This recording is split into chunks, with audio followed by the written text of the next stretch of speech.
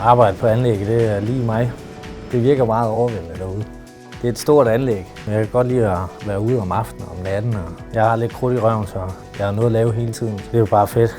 Ja, det bedste ved mit arbejde, det er, at der er altid masser af spændende opgaver.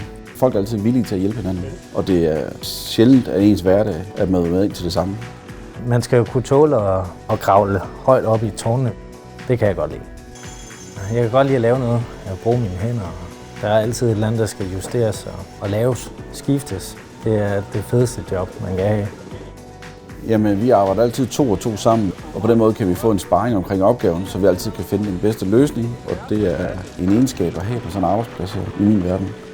Jamen, vi er som en lille familie. Jamen, selvom det er et seriøst arbejde, når vi går rundt ud i anlægget, så kan man godt have en let tone, når vi får en mad eller slapper lidt af. Det er skide hyggeligt. Det er en fantastisk arbejdsplads, fordi du møder ikke nogen, som vender ryggen eller siger nej til at hjælpe. Jeg har været her 18 år, så finder noget, der fungerer godt både for mig selv og min familie, så bliver man her. Kom hjem om morgenen efter en nattevagt, spise morgenmad med ungerne, sende dem i skole, og når de kommer hjem, så er jeg vågen og sammen med dem. Det er lige et job for mig. Altså.